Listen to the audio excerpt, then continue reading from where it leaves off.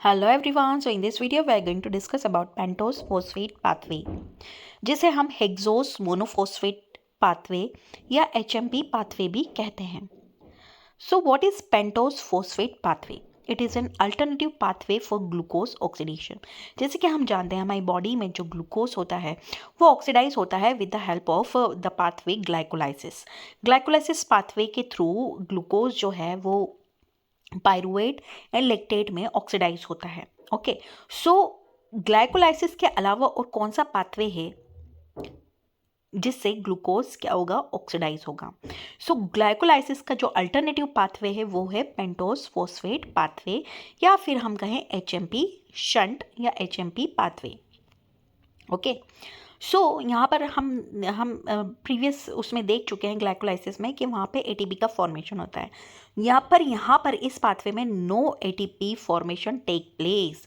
कोई एटीपी का यहाँ पे फॉर्मेशन नहीं होता है, कोई एनर्जी रिलीज नहीं होती है. And the production of NADPH and ribose 5 phosphate take place here. यहाँ पर जो जिनका प्रोडक्शन होता है वो होता है क्या, NADPH एंड राइबोस 5 फॉस्फेट. दोनों ही बहुत ही काम की चीज़ें हैं, NADPH एंड राइबोस 5 फॉस्फेट, क्योंकि राइबोस 5 फॉस्फेट जो है वो पेंटोस शुगर है और पेंटोस शुगर यूज़ होती है न्यूक्लिक एसिड्स बनाने में. जो आपके नाइट्रोजनस बेसिस होते हैं उनमें राइबोस शुगर का बहुत इंपॉर्टेंट रोल होता है. Okay, so they are important in formation of nucleic acid like DNA and RNA. NADPH का भी बहुत ही ज़्यादा इम्पॉर्टेंट रोल है हमारी बॉडी में. जैसे जो हमारी आई लेंस की जो ट्रांसपेरेंसी है उनको मेंटेन करने के लिए, RBC का जो उसका मेम्ब्रेन का जो इलास्टिसिटी है उसको मेंटेन करने के लिए NADPH का होना बहुत ज़रूरी है. Okay, then this pathway take place in cytoplasm of the cell. ये सेल के साइटोप्लाज्म में रन होता है क्योंकि इस पाथवे को रन करने के लिए जो भी एंजाइम चाहिए रहता है वो साइटोप्लाज्म ऑफ द सेल में प्रेजेंट रहता है. And this pathway complete in 2 phases. 2 phases में कंप्लीट होता है.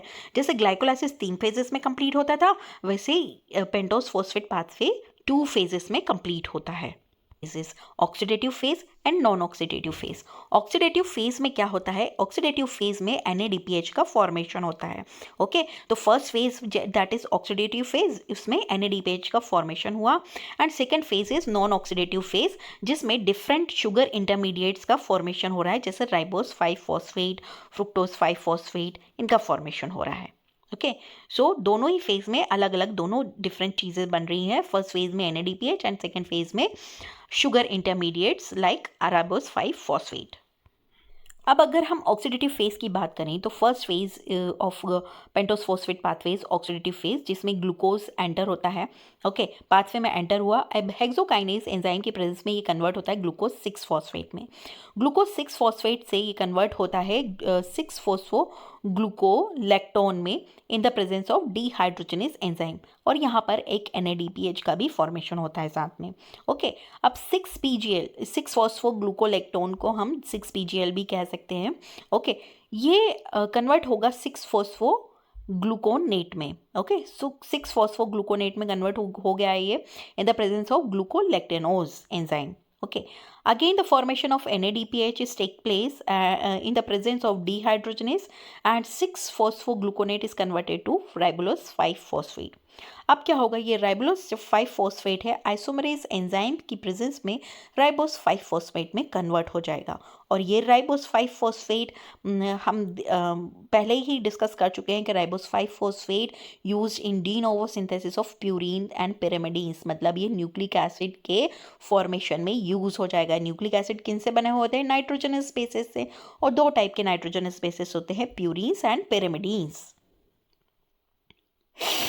कहते हैं नॉन ऑक्सीडेटिव फेज की. नॉन ऑक्सीडेटिव फेज को हम थोड़ा इजी वे में समझते हैं.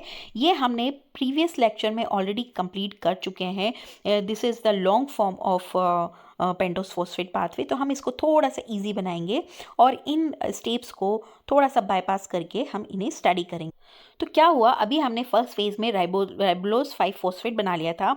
या तो ये यूज़ हो जाएगा न्यूक्लिक एसिड के सिंथेसिस में, या फिर ये 3 एंजाइम की प्रेजेंस में एपिमरेज, एल्डोलेज एंड ट्रांसकीटोलेज की प्रेजेंस में कन्वर्ट हो जाएगा ग्लिसरॉल्डिहाइड 3 फॉस्फेट में.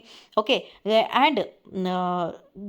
And fructose 6 phosphate and ribose 5 phosphate में। ओके, अब जो ग्लिसरॉल्डिहाइड 3 फॉस्फेट है वो ग्लाइकोलाइसिस में एंटर हो जाएगा और अगेन वो ग्लाइकोलाइसिस पाथवे को फॉलो करने लग जाएगा। फ्रुक्टोज 6 फॉस्फेट अगेन एंटर हो जाएगी ग्लाइकोलाइसिस पाथवे में। ओके, और फॉर्मेशन करेगा आपका pyruvate and lactate, glycolysis pathway में एंटर हो गया। राइबोज 5 फॉस्फेट जो है वो go in nucleic acid biosynthesis, nucleic acid के बायोसिंथेसिस में यूज़ हो जाएगा।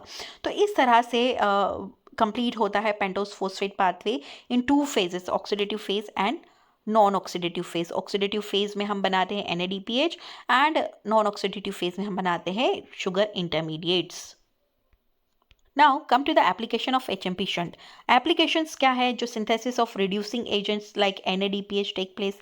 यहाँ पे जो reducing agent जो है NADPH बहुत ही important reducing agent है, उसका synthesis होता है। Then synthesis of ribose 5 phosphate for nucleic acid biosynthesis। हम पहले ही डिस्कस कर चुके थे कि राइबोस 5 फॉस्फेट जो शुगर है वो यूज़ होता है न्यूक्लिक एसिड के सिंथेसिस में, वो इस पाथवे में फॉर्म होता है।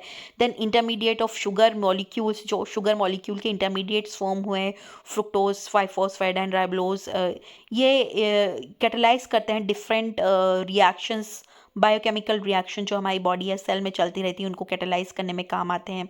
And this pathway does not provide any energy but oxidize glucose. इस पाथवे में हमें कोई एनर्जी नहीं मिलती है, बट यहाँ पर ग्लूकोज का ऑक्सीडेशन होता है। So it is the importance of HMP shunt.